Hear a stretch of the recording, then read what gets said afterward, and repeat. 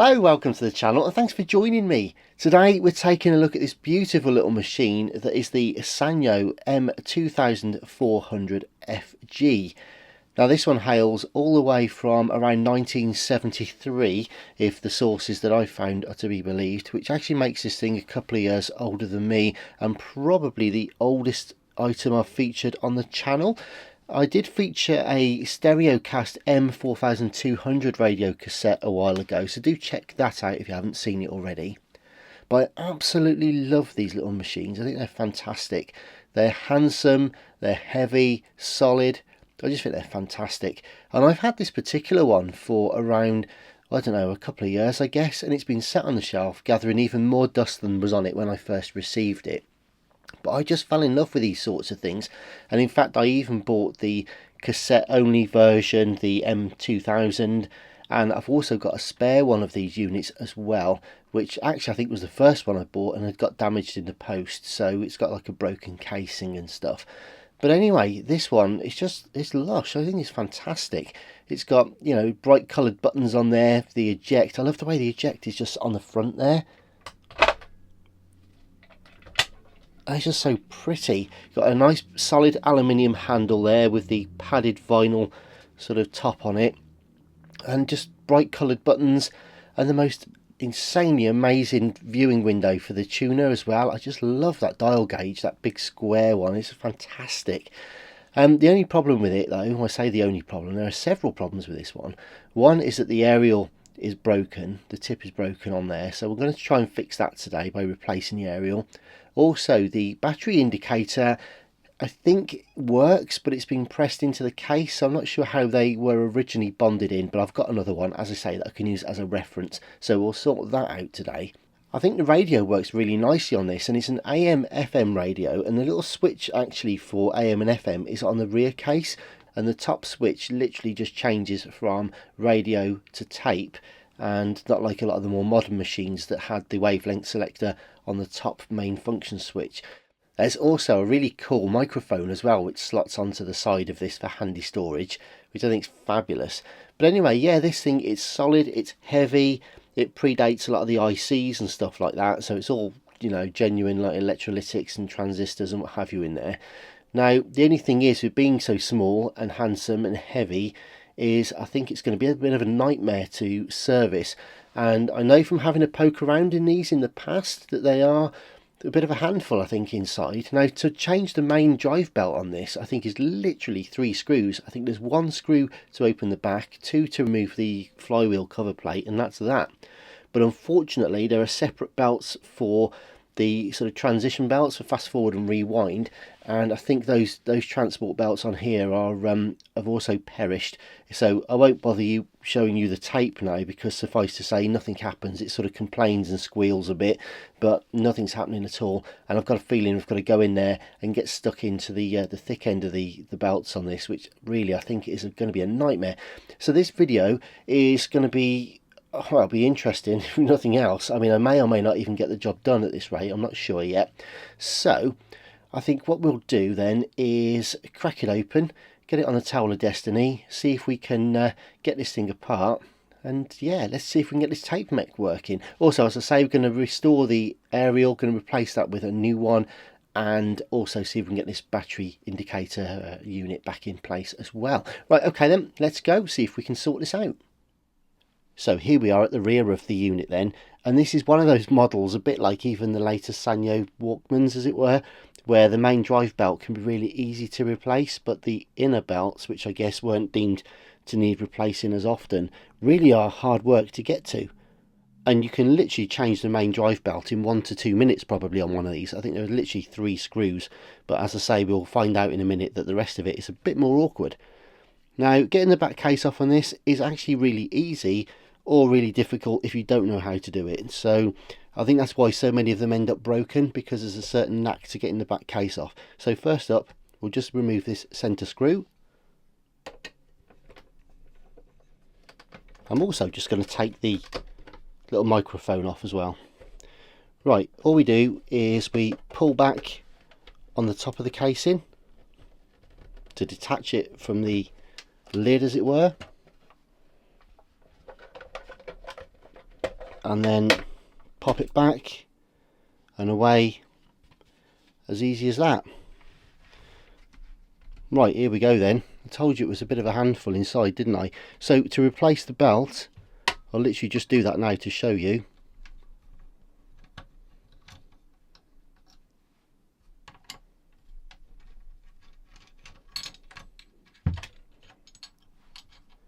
Two screws on the cover plate, belt's off. It literally is as easy as that.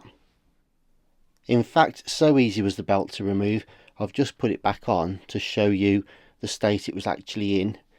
There's no prizes here for seeing why the tape wouldn't be running properly. That's a proper, what I would call, wibbly wobbly. There's just enough traction to make the thing squeal and make horrible noises when it tries to turn, but trust me, it's not going to pull anything. That wouldn't pull the skin off a rice pudding.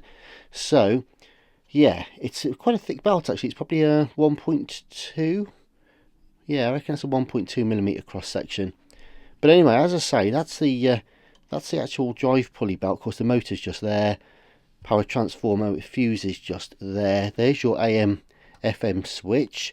Now, as I say, on a lot of more modern units and the modern sort of boom boxes and stuff, the actuator would tend to be on the top, and I'd have like a plastic throw switch or something which would work an internal switch. But obviously, due to size and design constraints here, they've cut out the middleman and just put the AM FM switch on the back of the unit just there. And of course, it's nice and compact, so the speaker there, the 8-ohm 2-watt speakers, kind of cut out and let into the circuit board just there as your ferrite rod antenna. And so here's the amp board, and yeah, it looks like a bit of a handful. So there's a few things on the side. We've got the mic with the remotes, if I'll bring that into view for you just there, and you've got a 5-pin switch, 5-pin output there, and monitor switch as well, and an external speaker out. So it's quite a versatile bit of kit really. But anyways, that's not why we're here. Why we're here is to try and see if we can get to these other belts, and I can actually see them down inside there, but the visibility on these is pretty shocking to say the least. There's like a hinge mechanism behind here.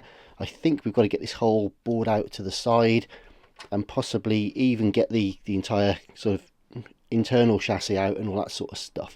So I'm just going to start undoing a few screws and seeing what's what. Oh, and incidentally, while we're here, you can also see the little battery meter floating around just in the corner. So we'll get that reseated. It was probably just glued in. I expect it's probably just had a bit of a tap which has dislodged the original tape or something like that.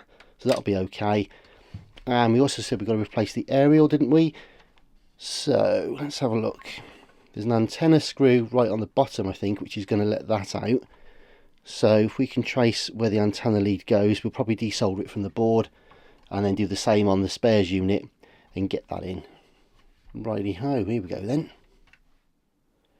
So first up, I think I'm just going to lose the 3 knobs from the top, like so. And there's 2 nice rose gold coloured screws just here, so I'm thinking we'll get those away. As I say, I've done a stereo cast one before now, but it was a long time ago and can't remember how that went together. The main thing with smaller units like this is they were so compact.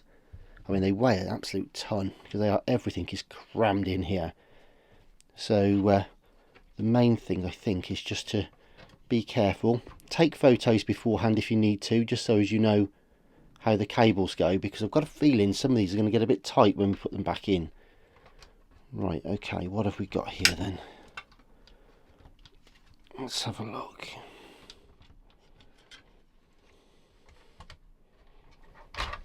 Hey, nice. Good.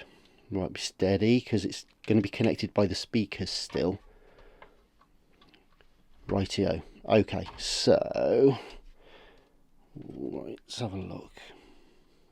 So I'm just going to trace where these speaker leads go, see if it's easier to take them off of the board or whether to remove them from the speaker itself.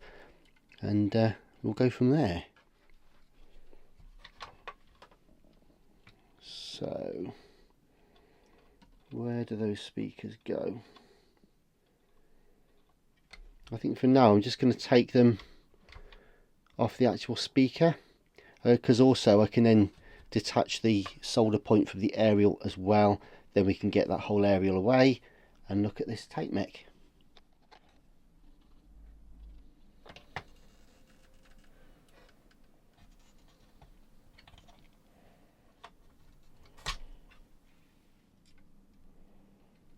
Right, then we can get the back casing away.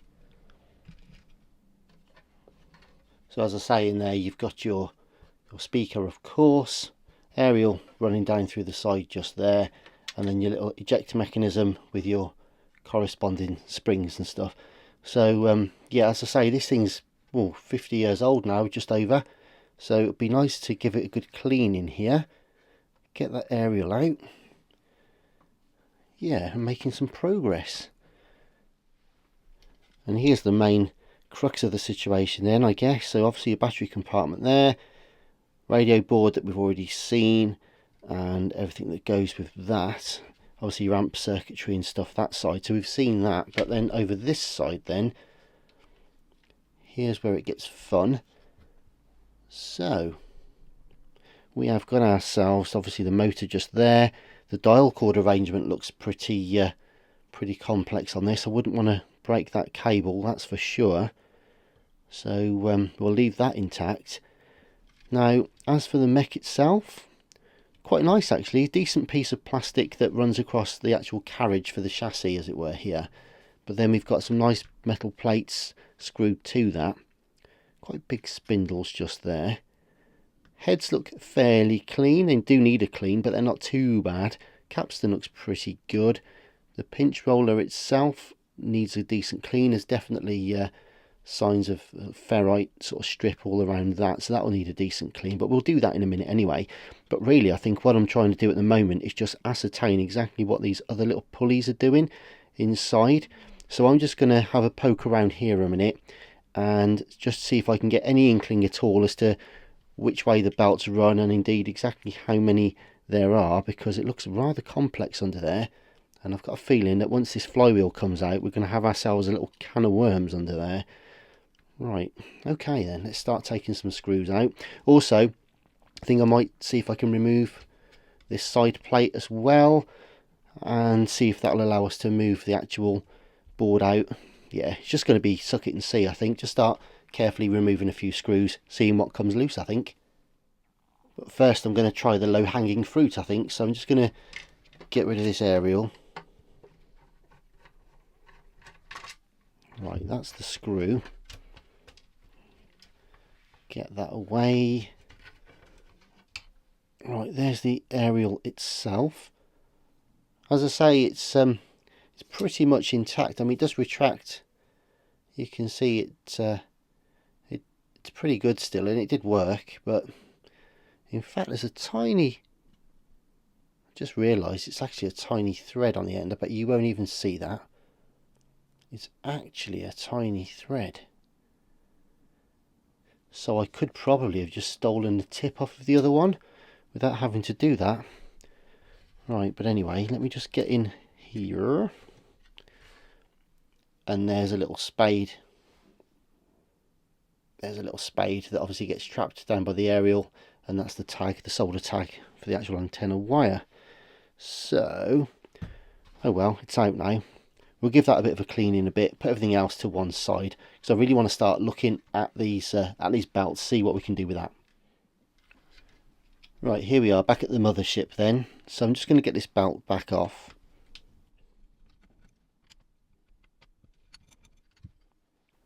And you'll see that little nylon pad there. That acts as your bearing for the flywheel. Right, I'm just going to do that because I want to be able to see, if I can, down there and just see what on earth happens. So I've got a feeling, as I say, I think a couple of these belts are actually connected to the flywheel underneath, and once they're out, I've got no chance of figuring out where they came from. And I can't find a service book for this anywhere, so I don't know the belt path.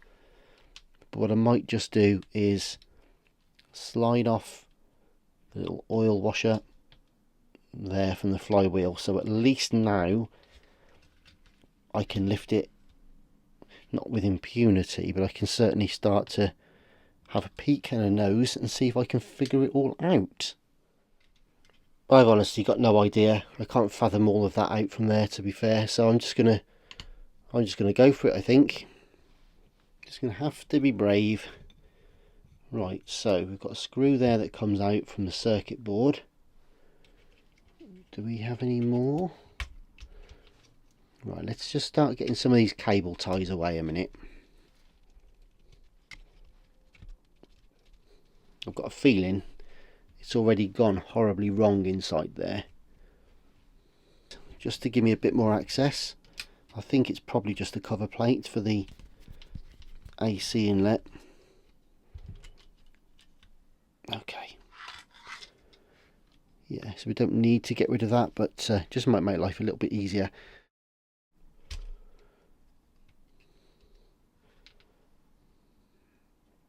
Alright, well, so it's opened up a little bit. It's not perfect. Oh, and really annoyingly as well, the one belt that's come off. One belt's come off, but the that's the one that I don't really know where it goes. Yeah, that's a bit annoying. Alright, anyways, so I've got a few more screws to get out of here, I think. Just going to start picking it away, seeing what I can find.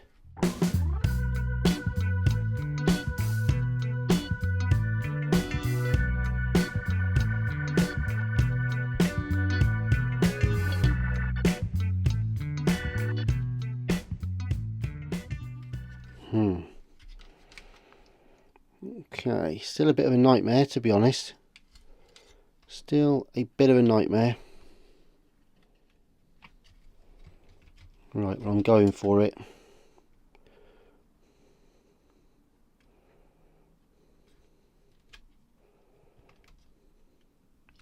Right, okay, well the flywheel's coming out now, whether he likes it or not.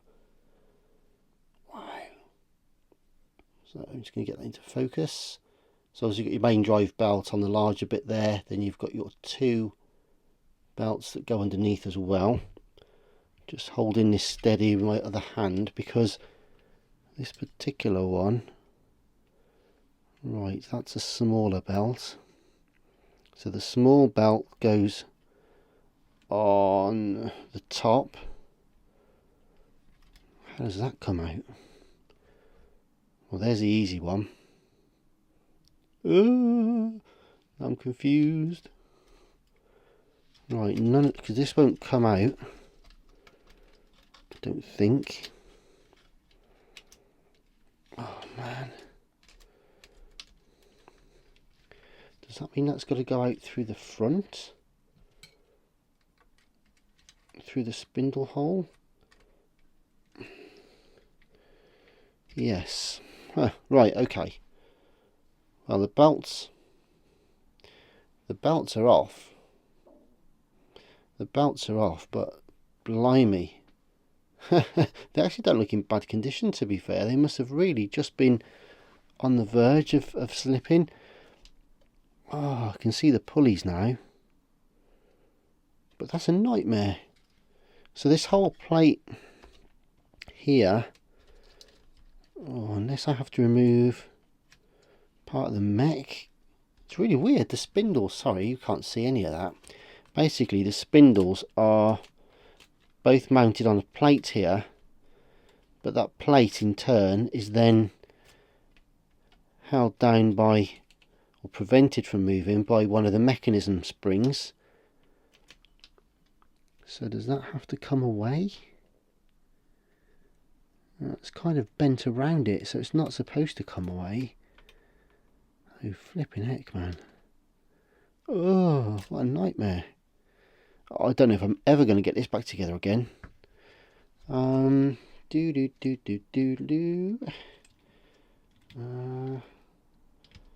Gosh. How hard can it be, right? find out in a minute. Okay, well there's the old belts. There's what I think are going to be the new belts. It's hard to gauge because obviously the newer belts have got a bit more elasticity in them anyways, and the old belts were originally correct size but obviously are slack enough to have slipped and or fallen off, or both. So it's kind of just trying to judge it so that they're small enough to actually be the right size again and bite, but not so small that they drag on the motor and sort of bring the tape speed down. And because it's such an absolute nightmare to get these in, I don't really want to be messing about trying 2 or 3 different sizes, so I'm just going to hope for the best, I think. So I'm going to struggle with these anyway, get the pulleys cleaned up, see if I can get these things back in, and you'll either see me, if I fade to black, with some sort of hope in my voice, or you'll see a picture of a dustbin stroke trash can, take your pick, and I might have had enough. Anyway, I'll see you one way or another shortly.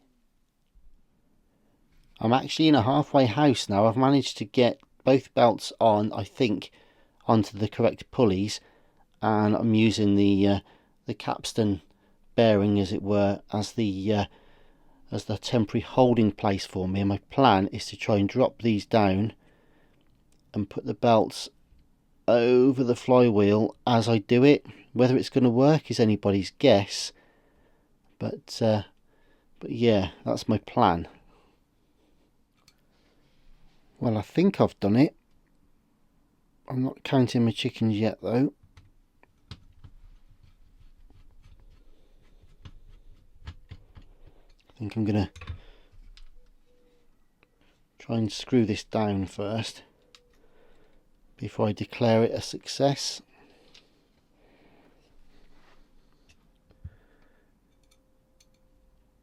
It was actually, well, I wouldn't say simple, but simpler than I thought it might be, which tends to suggest I haven't done it right. So we'll find out in a minute.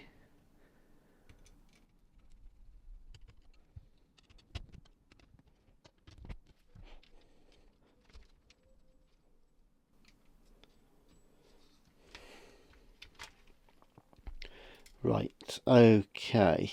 Well, what I'm going to do, I think, is put the flywheel cover back on. I think I've got a belt that's about the right size for that. Let's have a look.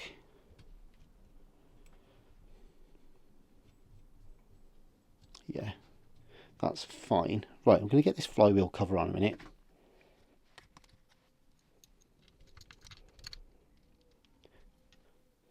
Well, what do we do? Let's have a look. Okay, well, got some sort of take up there.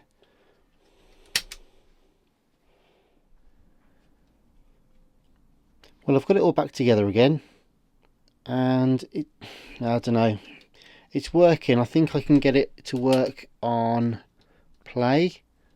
I can get the spindle to turn quite nicely. I think, yeah, what's going on here?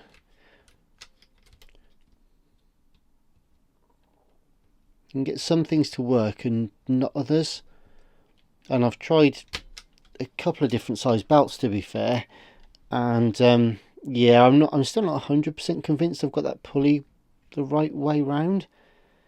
I don't know.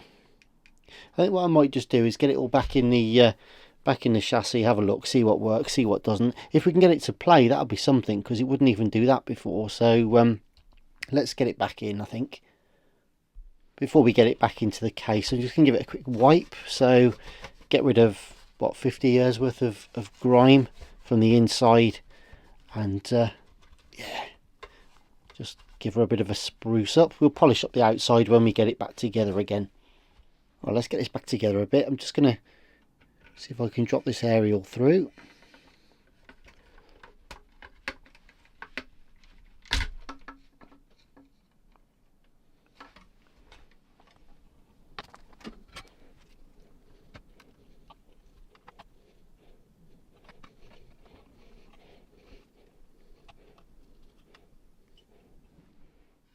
Okay, the aerial's back in. We've just soldered the tag back on the bottom and screwed that up tight.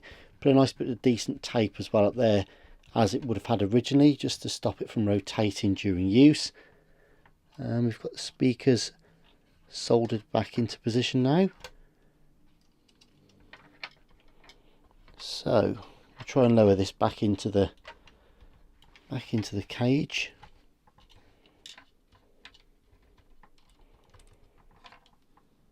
I've just used a little bit of hot glue to retain that battery indicator there.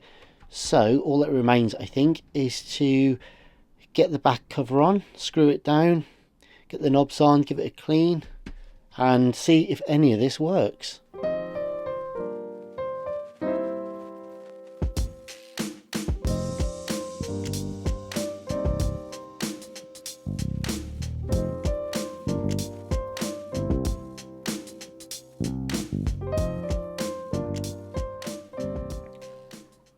So here it is then, the Sanyo M2400FG, all the way from the 1970s, 1973 in fact I believe.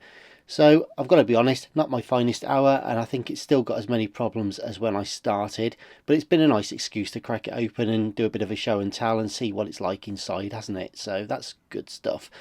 Now I have replaced the aerial with a donor unit one which had the original tip on it, and I've also reinstated the battery indicator meter as well and tidied up some of the print work on the top of the unit, giving it a bit of a decent clean and a polish. I've got to say the aerial's fantastic. I did clean the pots and the switches whilst I was in there, so you know, it's a great radio if nothing else. Unfortunately the tape player has given me nothing but trouble. I did try to get it together. I'm still not wholly convinced about the pathway for the pulley, so if anybody does know how those go, perhaps you could drop me a line in the comments if you've got a reference or a link to the service manual for this. But I couldn't seem to get it to work either which way. I got it to play, I got it to rewind, but I couldn't quite get it to fast forward, at least not with enough strength when it was actually had a tape in there. I could do it without the tape in there, but when I put a tape in it didn't have enough torque, so it could be a clutch issue.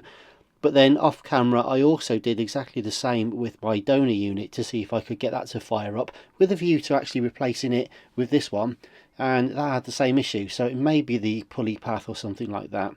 So I did wonder if perhaps the belts that I'd put on were slightly too loose and that why it wasn't giving enough traction. So I took it all apart again off camera, put it back together with tighter belts, and now it's actually playing really badly because I think one of the belts is probably strangling the pathway. So yeah, it's one of those things. What is interesting though is the little microphone here does actuate the play button, which is really good, so that was nice. I was hoping to show you a demo of the recording, and I've got to be honest, it did squeal and stuff like that to start with, and I cleaned that up. I took it apart again and cleaned the record play bar, and that sorted that out. But unfortunately with the tape not running too well, it's a bit of a fruitless exercise. But I'll just show you what I mean. If I just open this up using this wonderful little eject button, and I'll put a tape in for you, and press play. Well, that's useful. Since I've put it back together, it won't even play now. It rewinds, look, absolutely fine. And you can see it wanting to fast forward. Spindles are sort of turning, but weakly. If it rewinds, it's not working. That works okay.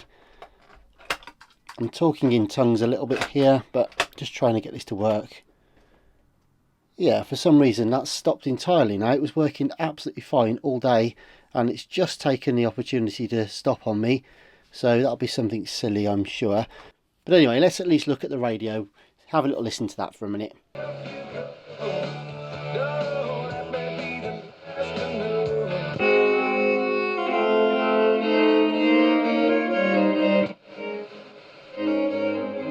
Someone helped me put it up.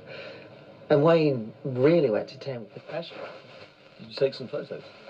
Messages through the course of the programme. I take a Well done, everyone.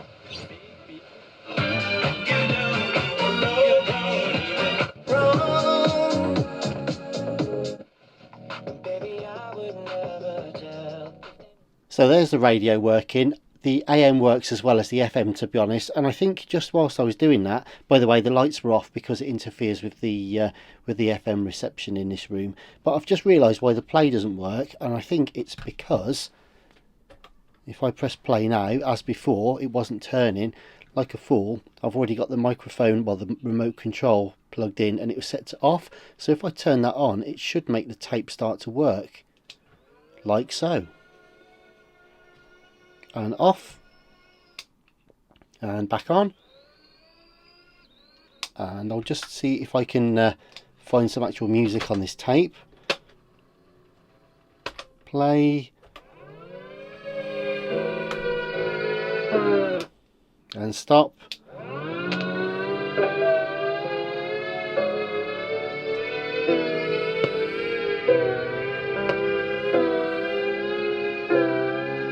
And I did notice whilst it's playing, actually, it does sort of come and go in terms of tempo, and I wonder if it may even be a motor control issue, a capacitor issue or something like that.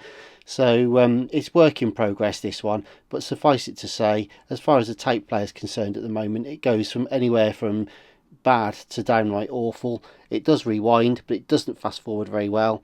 But that being said, the radio is gorgeous on it. It plays AM and FM really well, and it's in fabulous cosmetic condition, so I may just keep it as a bit of an ornament, and you know, maybe a little shelf radio, something like that for the workshop. But yeah, we'll see. I might come back to it at some point anyway, and we'll see if we can actually get to the bottom of this tape mech. But in the meantime, thank you ever so much for watching. I hope you enjoyed the video. Please do consider subscribing if not already, and I'll see you soon. So stay safe. All the best for now. Bye bye.